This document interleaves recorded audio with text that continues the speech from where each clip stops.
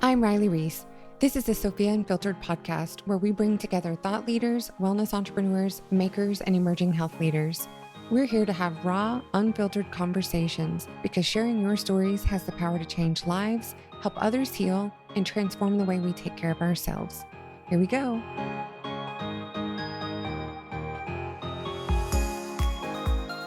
And today we are sitting down with Dr. Siri Chand. It is great to have you here today. How are you this morning? I'm doing great, and I'm so delighted for the invitation, Riley, to come spend some time with you and talk a little bit about my journey in medicine. Yeah, absolutely. So for those who may not know you, could you share a little bit about that, your background and this journey and how this has all influenced you to really shake things up in healthcare? Absolutely. So I always like to lament that when I was a pre-med student, I had a bit of a health crisis.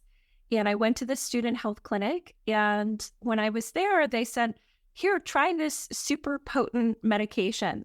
And that was really the first time I sort of woke up and said, well, we maybe think about lifestyle pieces first, because most pre-meds are stressed out in like unusual ways that they just carry forward through the rest of their life. So back in the 90s, when we were not as aware of mental health or how we manage stress, this was something that I really keyed into quickly. And at that point, before I'd even gone to medical school, started studying yoga, qigong, and botanicals, and really sort of diving into older healing systems like traditional Chinese medicine and Ayurveda. And this really shaped very early on my perspectives on healing. And as the years went by, I completed a master's degree in biology or biochemistry, and then went on to my undergraduate and then graduate training and residency at the Mayo Clinic in internal medicine, and then continued forward to do an integrative medicine fellowship and 3 years of in-depth study with Dr. Vasant Lad, who's one of the leading teachers of Ayurveda in the West, and worked to integrate that and ultimately have board certifications in hospice medicine, internal medicine, integrative medicine, and lifestyle medicine. So you could say I'm in the 50th grade-ish. So lifelong student. Lifelong student. Yeah. And always sort of in my own way in a self-healing journey as well. So there's never been a time where I could say, oh, my health is just where I want it. There's always been these components of internal and continued discovery. And that's been particularly true as I've sort of navigated a long COVID journey, which has been really complicated and unpleasant. You know, what's really interesting is as a pre-med student, right, you already knew enough before it was mainstream, before yoga was mainstream, before all of these words were mainstream. And I still wouldn't say they're mainstream. Okay. It's a lot further than where it was. But how did you know back in the day, like what made you say there's something else like that? Most students don't even think, oh, well, maybe there's another way to heal myself. I think they are today, to be fair. Yes. However, what was that? Did you just know you were a healer? I think that, well, in some ways I really did. And it's funny you would ask that, because when I was in maybe 7th, 8th grade, I had a really powerful dream where my family was traveling in across the country, and we were in covered wagons, and I'd always been fascinated. We grew up in Washington, D.C., so we had a lot of exposure to the Smithsonian Museum system, and really dynamic. D.C. is a very grown-up city, very intelligent, dynamic people live there. And I mean, say what you will about politics, there are a lot of people that aren't as visible that are doing a lot of really refined thinking around policy and how things happen. And the museum system there is fabulous. So I had an active imagination, but we were on this cross-country trek, and in this dream, my brother fell ill, and he was critically ill. And as it would happen in the dream, a wolf came to me and led me to the indigenous people who had a healing circle happening. And in leading me to this, the indigenous people were not obviously that happy about the settlers coming through. However, they didn't want my brother to die, so they provided me a botanical. And I took that back to our caravan, if you will, and my brother healed. And I sort of woke up from this dream, I wrote an essay about it in 7th grade, drew a picture of the wolf. And I think there was always probably that healer / teacher. You know, I believe that the the highest healer is the inner teacher, meaning like the self-learning journey that we initiate ourselves into.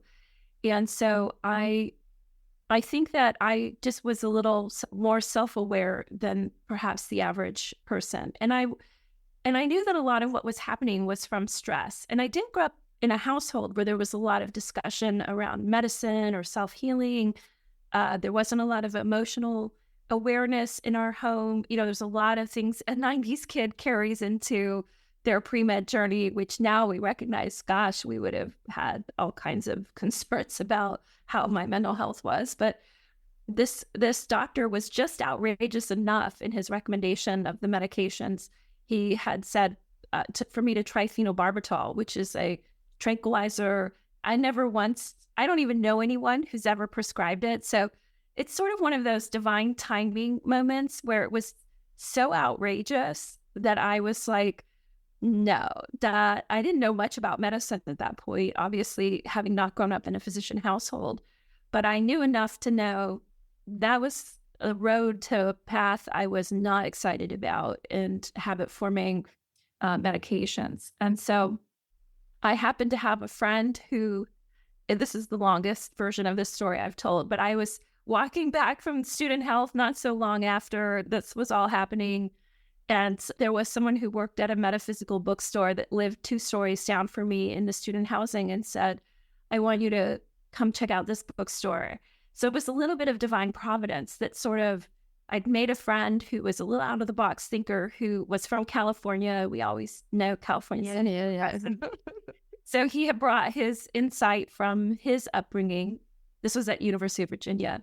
And so he took me over to this metaphysical bookstore. And once I was in there, there was just an awakening of these things feel true. And this feels like things that I can cultivate and learn on my own that are not going to be just more palliative or symptom management. I'm going to go a little deeper into an understanding about what makes us healthy, keeps us healthy in that mind, body, spirit realm. And it's been a tough journey since then because in a lot of ways, the Western medical system is not attuned to supporting a healer. Literally, it is not attuned to someone who self-identifies as a healer. It's attuned to someone who identifies as a doctor who can achieve and accomplish a lot academically, who can show up and persevere in low sleep and function at a very high level, who can manage stress well, who can assess a number of pieces of data and give a potential solution to that, but that doesn't necessarily cultivate that inner healer and that inner knowing and that inner awareness. It often walks you farther and farther from that. So it's a bit paradoxical in a way. Absolutely. And it's been tough. I will be the first to admit that what's much more common now was not common at all when I first started my training. And I even wrote my medical school essay saying basically, I want to work on a team with coaches and acupuncturists and healers. No way. No way. Yeah, 1996 essay to medical school. And I basically said, if they don't take me, I'll go another route. I'll become an acupuncturist or a naturopath. And I had looked at those other schools, but I thought, well, I had a very rigorous science background. And I came from a magnet high school in Virginia that's nationally recognized. And I thought, well, I can do the things that they want the doctors to be able to do, the more Western pathway.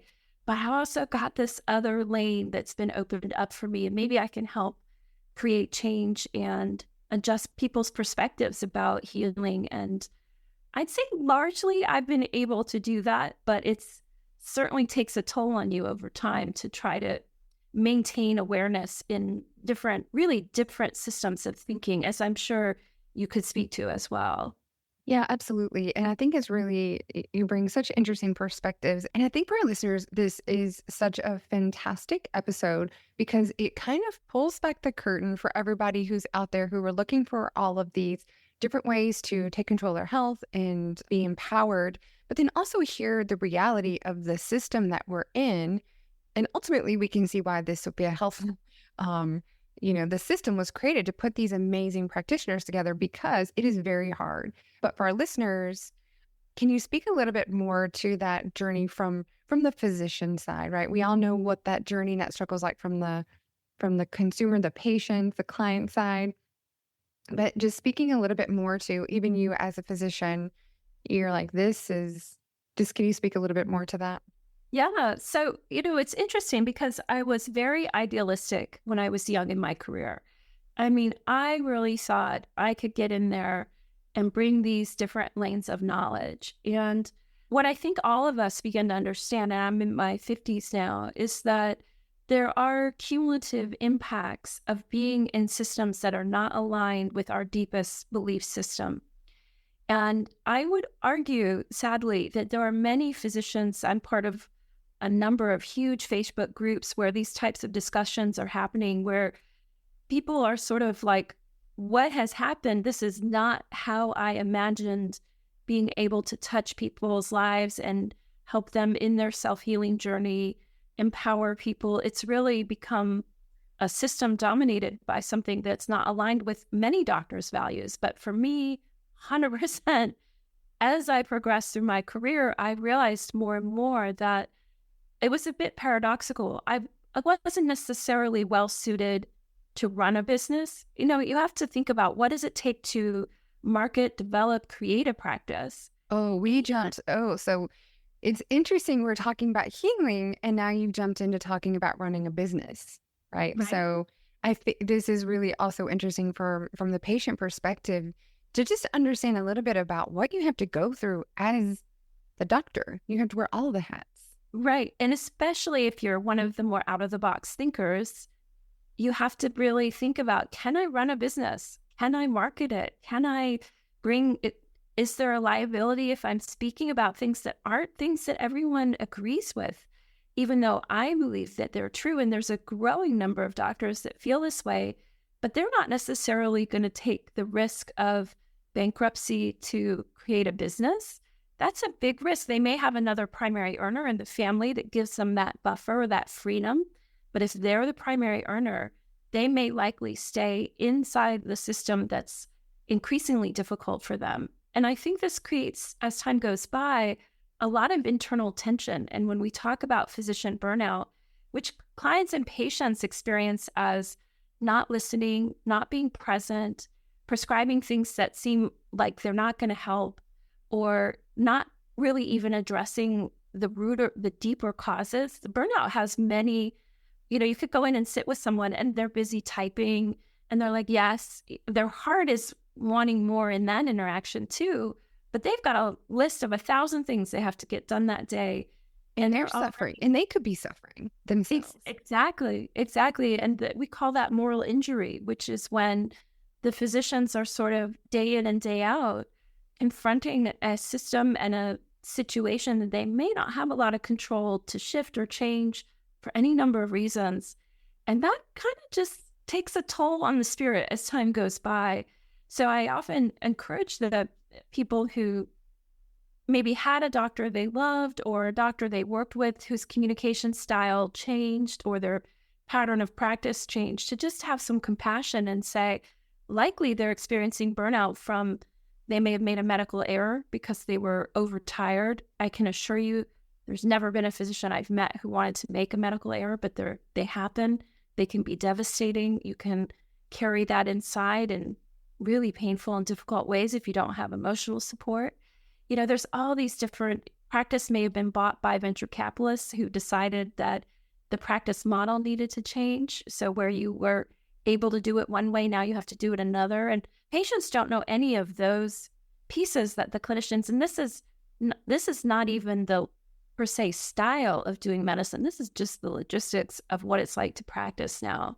So I always encourage people to recognize that the physician that you loved may actually be going through a really tough passage themselves. Yeah, and it's interesting you keep talking about the system, right? So this healthcare system, how did we end up here? Ooh, that is the way that I understand it, and as your business background, I'd love to hear your perspective, is just that private practice, owning a practice became harder for insurance reimbursement purposes.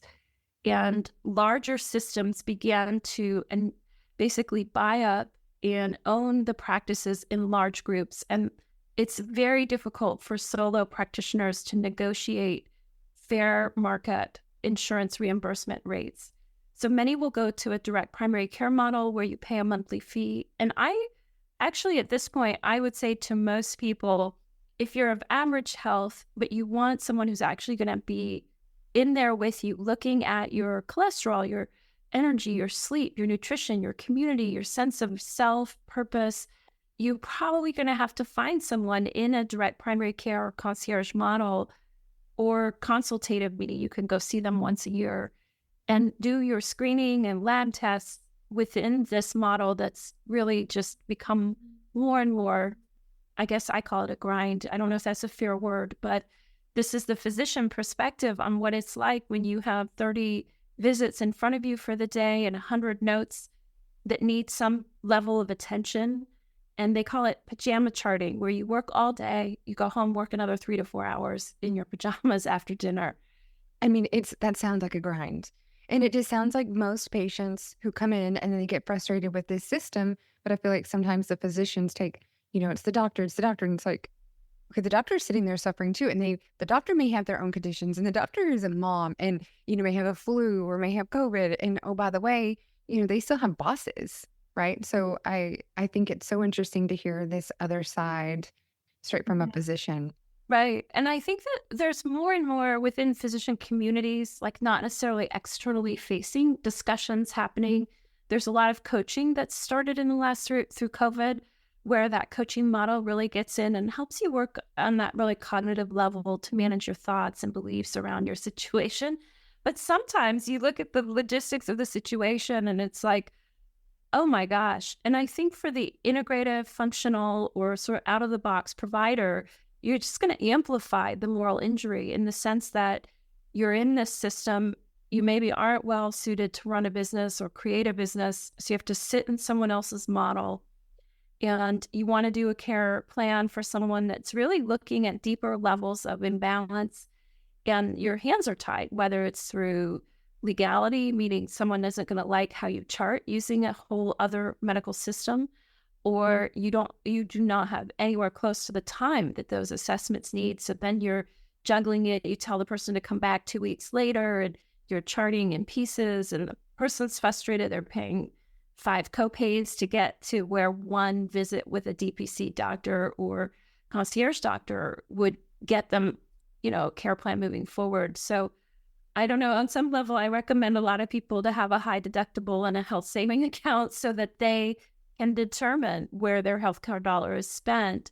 They get reimbursed for these DPC models. And, I don't think we ought to call them alternative anymore, but that's the nomenclature that's been used for many years. But yeah, I definitely don't think alternative is the word anymore. I agree. Yeah. I think we're at a really important pivot. I don't really know what, and I think we may have touched on this in another conversation. I'm not really sure what AI is going to do to primary care. It could actually change a lot in the next 5 to 10 years. We don't really know. It may free up some of the time that's been doing a lot of this kind of really tedious, busy work. Maybe your pajama, pajama charting could go down. But yeah, exactly. We may see more creative approaches to medicine. We're also seeing a sort of exponential interest in lifestyle medicine with its 6 pillars as sort of a method to really think about preventing and reversing lifestyle-related diseases. Yeah, absolutely. I'm part of the VA as well, and it's just amazing to see that they embrace the whole health model of care. And I think it is so forward thinking. You don't really see this anywhere, but they really believe in that whole prevention and taking these kind of alternative, the complementary integrative, exactly, kinds of things to kind of take care of yourself and manage the pains, anxieties, etc. But, really looking at your whole health, like they've taken this whole person approach. And I think it's just wonderful. And I hope that gets into the mainstream medicine. You mentioned AI, and we definitely don't have to chat too much about it. But at the end of the day, I don't think there's any replacing a human. So, I know there's a lot of apps being built, and especially, from MIT, in the world of AI and tech and everything else. It's just, when I'm sick, I don't need a robot. I don't want an app. I want a human. Right. And so maybe I'm alone in that, but, Well, I think one of the things that's really interesting is if you look at the traditional healing systems like traditional Chinese medicine or Ayurveda, or they were based on what I like to say is millions of case studies over centuries of time. The human condition was observed, adjustments were made, and the lineages and the knowledge was passed forward. It's believed originally as oral tradition and later as written in sort of in Ayurvedic and sutras, which are almost poetic expressions. And what's interesting to me is that I think the AI pieces of monitoring the interconnected systems and the way right now that data is completely overwhelming for most physicians. But I think at some point we may actually have a whole person model coming from some of the monitoring that's happening that can give a almost Ayurvedic or, we use the 5-element system of both models to look at someone's imbalances and not look at it in just a funnel vision of this is just your blood sugar or in blood isolation, like one system at a time. Yeah. right. So that's the way I see it, because I don't think we could possibly ask the MDs and DOs and nurse practitioners to do what I did or some others that I know did, which included taking 3 to 5 years off the traditional pathway to become proficient enough to even use these systems in practice. Yep. So it's just not a realistic journey. The key is to figure out where you know how to use those practitioners, bring them into your team, and have a trusted sort of group that you know your doctor talks to, your trusted craniosacral therapist, physical therapist, massage therapist, your health coach, your acupuncturist. Exactly. Like having this system, the interoperability, opportunities there. Yeah, we know that you need a team of people sometimes, but you need them to communicate and know what's going on. And the time limit that most MDs have just doesn't help with that preventative care model. So it all comes back to the system that we're in, and ultimately down to kind of money, right? And the reimbursements and the insurance. And in the meantime, the patients need to absolutely take control of their health, whether you're ordering the test kits directly online or booking those appointments with whomever you need to. They're out there. There's people who can help you for sure. So when did you get off this traditional path? So were you at the Mayo Clinic? And then so what happened? I finished my residency in internal medicine, and I actually moved to the desert to work with the Andy Weil Center for Integrative Medicine. And unfortunately, and this is the piece that I find the most interesting, is that this would have been 2005 now. And so almost 20 years, which is just mind-boggling. But I had a vision, like, I want to be part of an integrative health center. But I've been 10 years in training now. I want to be with my team. And then it was like, hard stop. There was nowhere. And like I said, I just didn't have that sense of ownership in myself of either. I didn't even think about, like, could I be a female founder? I didn't even think of those words. I didn't even till like COVID era. Like up until that point, it was just like, well, maybe I'll bootstrap it and hire a practice man. There was no concept of building something that was part of that's the unfortunate part of, I would say, if I had a single regret in my life, which I really don't, because I think it all works out as it needs to, would have been to have had someone who could mentor me in a founder mindset 20 years ago. Because I think there are ways to make these centers work, but they weren't obviously available. And the Center for Integrative Medicine, where Andy Weil's center and training is, they didn't have a functional center. It just opened today, literally yesterday, their big integrative medicine center. I mean, he'd had that vision too. So sometimes when you're a bit of a pioneer or a visionary, you're looking at the course of your entire career arc. He's in his, I think, mid-70s now. And so what I did initially is I worked in hospice because I found that I could take as long as I wanted. All these trainings that I had could really help with end-of-life suffering. And that was really a beautiful experience for me. I think it reminded me of how precious this one life is. And it helped me understand what the unrecognized, unintervened patterns look like at the very end. So you have this very comprehensive understanding of the arc of disease when you work in hospice. the thought processes, the mental, emotional, spiritual components that might, I don't think anyone deserves an illness, but there are beliefs and patterns that tend to attenuate a process that leads to a state of imbalance. And so I did that, and then I took some time to study. I did that for a while, and then I actually took that bulk of time off to study Ayurveda. And everyone said, "Oh, you'll never be able to come back." And I actually had no trouble getting a job when I was done doing that. And I jumped into working at One Medical. And for a time before the structure of their company shifted, was the lead for integrative medicine there. And then I, in 2018, decided to jump out again.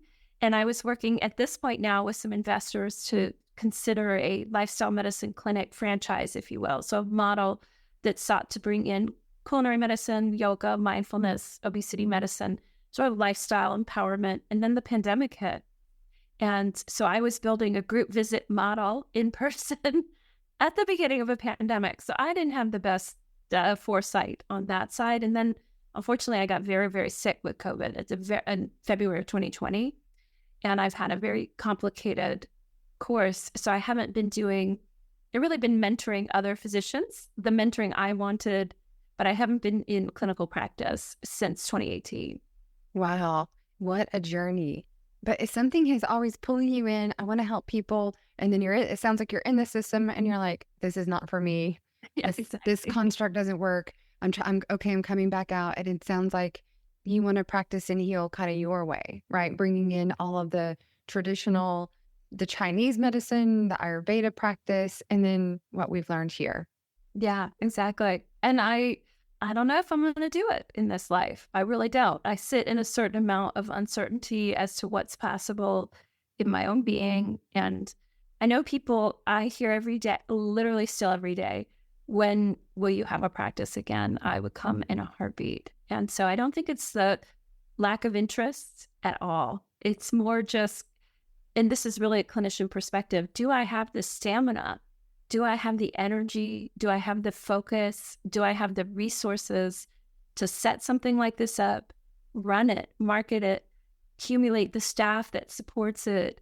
I don't know. Because it's really, and this is, again, I mean, obviously you see why we built the platform, but there's so much logistics that go into the back, and not just the Sophia Health, okay, get online, right? But when you keep bringing up this marketing piece, and I don't think, as patients, they're sitting there searching and searching and searching, like, I can't find anybody to help, which is why we put the practitioners together. But for the practitioners, I mean, people really underestimate what it takes to market that business, right? So unless you already have millions and millions of Instagram followers, or you're on there all the time, you're putting it out there. And oh, by the way, it's really hard for people in healthcare to be doing that because you're actually doing the work, right? You actually have what to do with patients. Exactly. And so I just found it really disheartening, that it's hard to find these amazing practitioners because of all that. I mean, I know starting brick and mortar is completely different and is even more taxing. So I completely understand that. But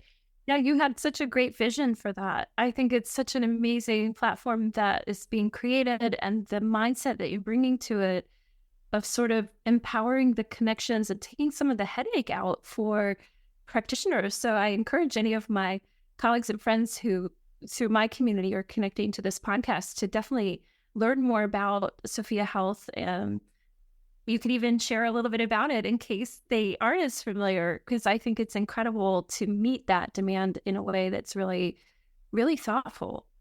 Yeah, absolutely. So starting your practice again, would you even consider doing just the online or seeing patients virtually? I think I would. Yeah, for sure. I think I have maintained all my licensures and certainly stay current on medicine. I mean, having long COVID and a very complicated version of it, I've learned very nuanced aspects of medicine that I was never familiar with before. So to that end, the long COVID community is really pushing medicine to look at things systemically and holistically. But I think I would consider a virtual practice for sure.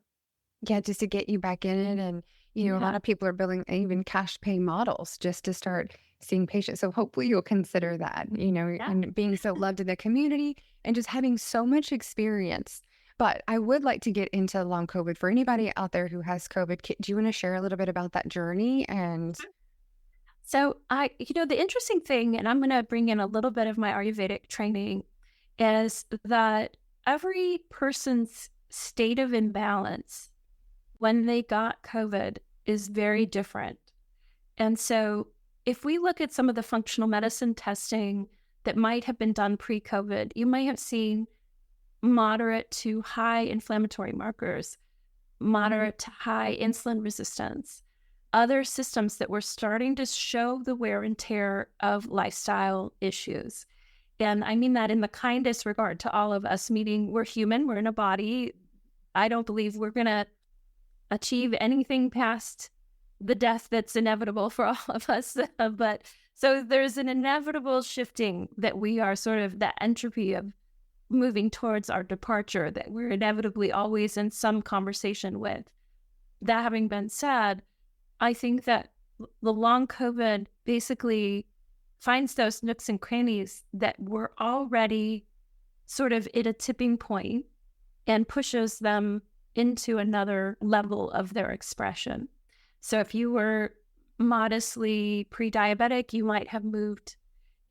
Now there's some random and sporadic occurrences where someone just developed a clot, but in the Ayurvedic model, we would understand that there was something predisposing them, the viral inflammatory process and whatever, all the layers that it's impacting our being. So then we see that the expression of long COVID is dramatically different. This is why the constellation for the diagnosis is very long and somewhat vague, because they understand that the dysautonomia, which is when the autonomic nervous system isn't working well, the digestive system is linked to that. People get SIBO or bacterial overgrowth because food doesn't move through the intestinal tract appropriately anymore. There's neuropathy, small fiber neuropathy, which is very vast, migraines, brain fog, poor sleep, early menopause, hormonal issues. But this is also sort of in conjunction with a world and a society where we're not that healthy at the baseline. So this is the dilemma of long COVID, is that it just attenuates where your states of imbalance were. And I had just gotten very less proactive in my self-care. When you work in medicine and you're a bit of a visionary, you know all the things to do, but sometimes there just wasn't time. There was so many other things that were asking for my attention. And boy, you get that wake-up call that's like, well, if you're going to talk the talk, you better walk the walk too. And so I always say I could probably be no longer alive, or certainly much, much more impaired, if I had not had all the tools to help me through the healing journey, which has been, I don't want to go into all the details because it would probably be a bit extensive, but just needless to say, it's been a comprehensive approach that's utilized many modalities, many different types, everything from Reiki, sound healing, sleep medicine, to thought work and psychological support, and everything in between. So botanicals and body work and appropriate medical evaluation to rule out things that are very serious or require more intensive interventions.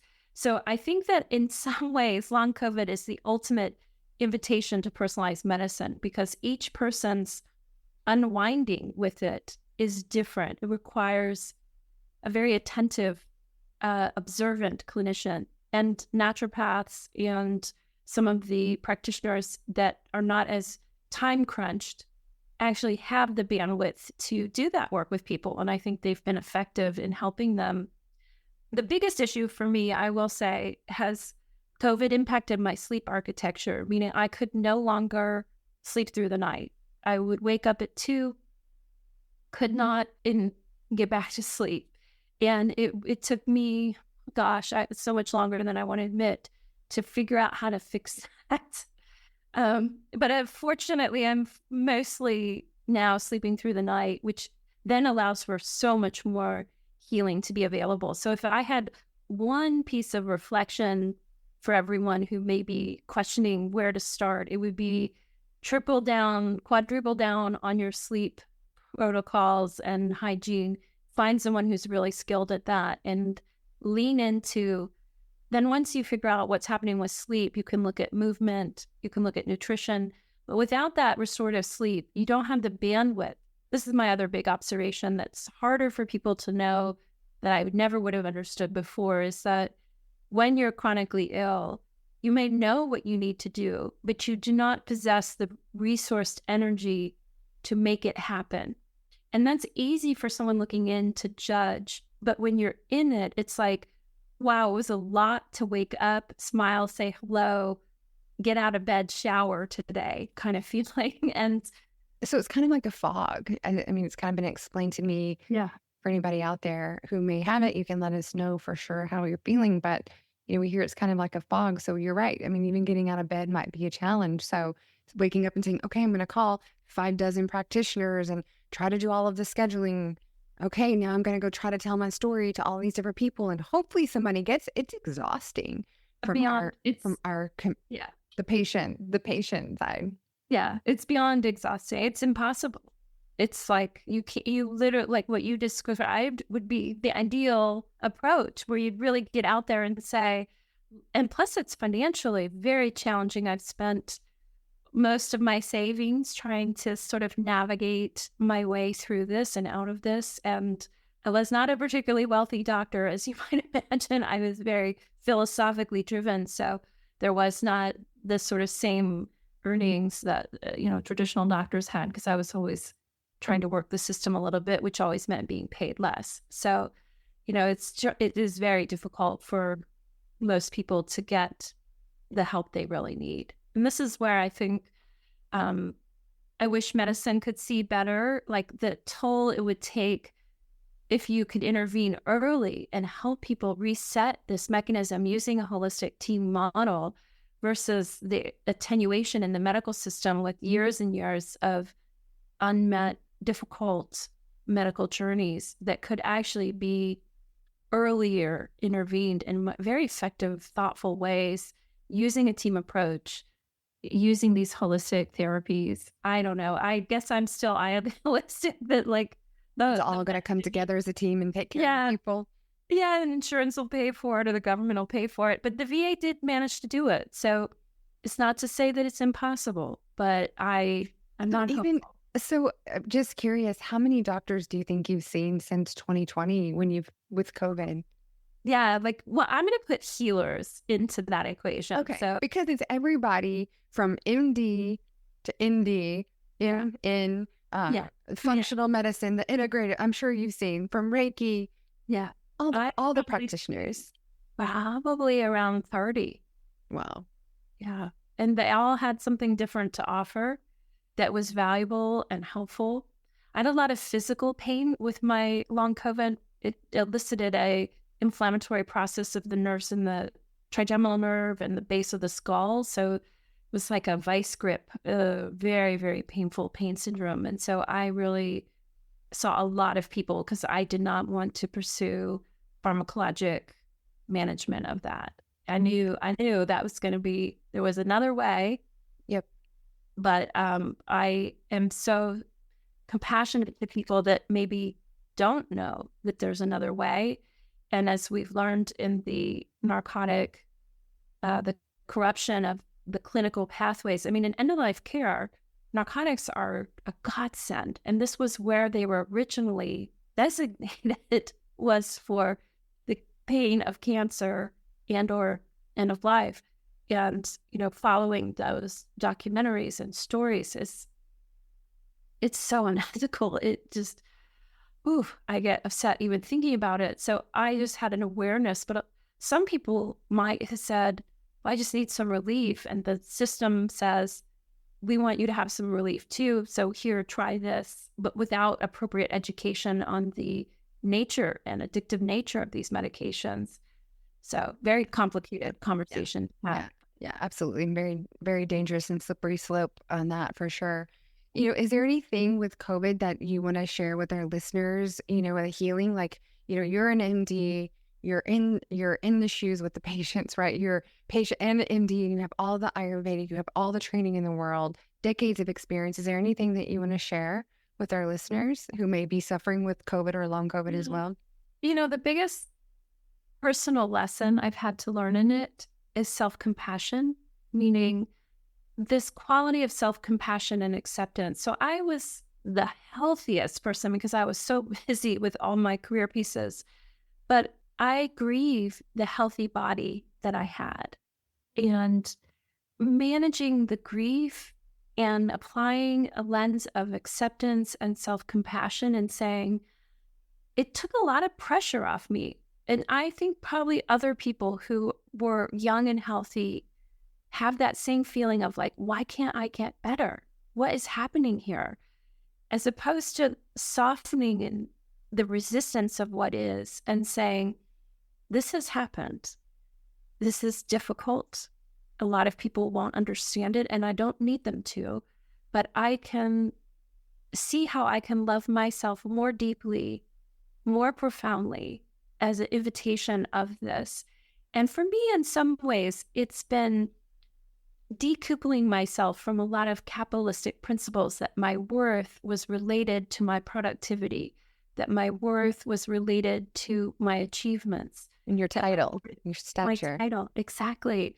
So most people who know me now don't think of me as Dr. Khalsa because my identity has shifted significantly in these 4 years because I don't lead with that anymore, if that makes sense. Like, obviously, in this call, we lean into it a bit because it's relevant to the discussion, but I don't lead with that in my life anymore. Oh, look at all the things I've accomplished. Because I recognize that because Arthur Brooks talks about this a bit as well. I love his work. He's a psychologist who talks about fluid intelligence and crystallized intelligence and this movement to sort of our wisdom years. And I sort of see this pivot from literally at 50 that happened for me as this invitation to sort of redefine what healing looked like for me as a person, that I mattered, that all those years of putting others so much ahead, that those pieces. And I think a lot of people with long COVID had various reasons why they weren't able to rebound the way others were. They may have been very sensitive energetically. They may have been caretaking. They may have been denying things they needed. It could be that they are not resourced enough to get what they need. So there's a lot more I could say. Yeah, But and I'll stop there on that. yeah, no, I feel like that's very helpful, right? I think grief can affect people in many different ways. And I think it's interesting you brought up that grieving body and getting back to what we used to be. And yeah, and whether that's from long COVID or the chronic illness, I was just looking today, over half of our country has at least one chronic illness. Over half of the population has hypertension, arthritis. It's astonishing. So I don't think that sometimes that you have to have long COVID to be grieving. It can be a number of things, but I feel like it's very important to take control of your health and get the resources that you need. Hopefully find somebody to help with that mental component for physical health, the mental, spiritual, it all comes together. Right. And I think people think that they can kind of power through the mental, emotional, spiritual pieces. And, I have the fortitude. I've done it all along. At least that was my feeling. And then there was just this sort of hard stop in it where I was like, I'm actually going to need some help, some coaching, some therapy, some interventions that help me manage my perceptions about myself in the midst of a body that's changed dramatically and has limited my professional development considerably. There's a lot. It's very layered. And I It's a journey. and I encourage people to sort of, like you said, for any of us in a self-healing journey, we have to sort of have an ownership of that, meaning nobody wanted this journey. Like, it was like a bus that you kind of got on and you were like, I want to take the metro or I want to fly, but Where's the subway? like, this is the journey that you've been invited to. And the sooner we take that seat in the journey, in the driver's seat, and say, I'm driving here. And I think this is probably my biggest take-home message to your audience, is that whether you're a clinician, a patient, or both, literally you could be both, but that you're really understanding that you have the capacity to manage your thoughts about your circumstance and in any scenario, whether it's this system that's not letting you practice the way you want, or not be able to connect with the doctors and healers that you want for any number of reasons. There are so many resources and so many avenues to pursue how we move ourselves to the driver's seat that have never been in place before.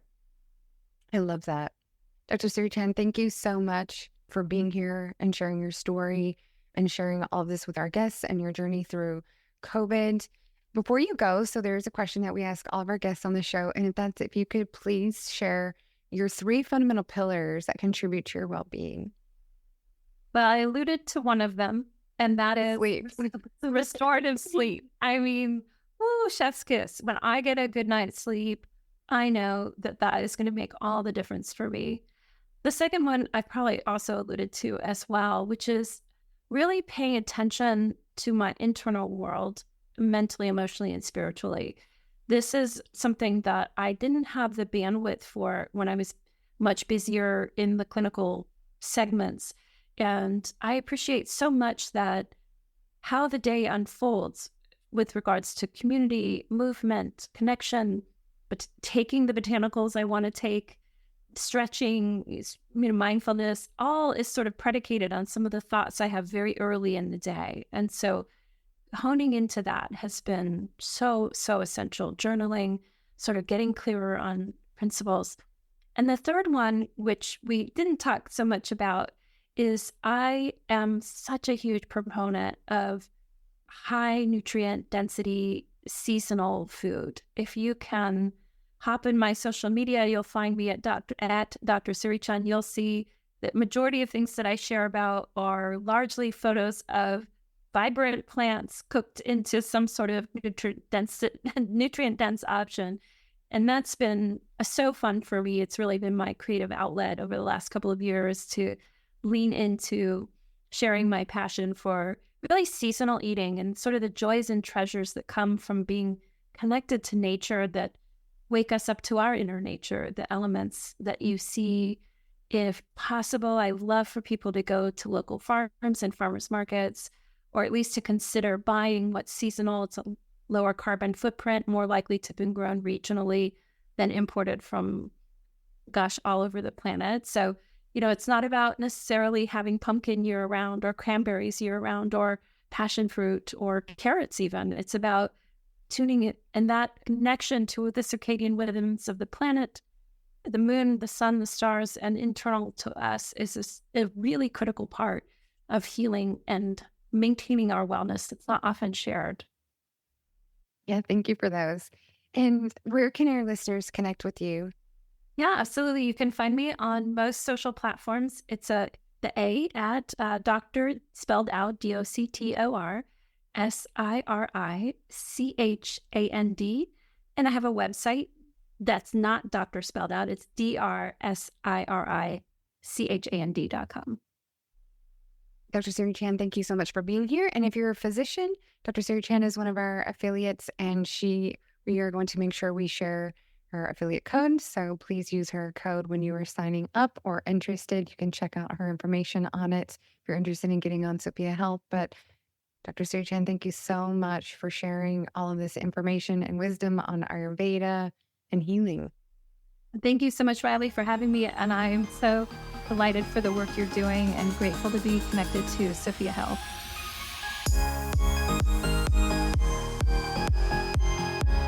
Thanks so much for listening. This has been Sophia Unfiltered, a podcast by Sophia Health, the #1 marketplace for health and wellness. Find services, classes, and products from the top health and wellness providers. Book an appointment or join live classes now. I'm your host, Riley Reese. If this episode resonated with you, we'd love to hear about it in the comments section of your favorite podcast provider or with a 5-star rating. Let us know what your biggest takeaway from this episode was, or share it with someone you hope to inspire. Join us again next time for more real conversations, stories, and insights that help empower you with the knowledge and inspiration needed to transform how we care for ourselves.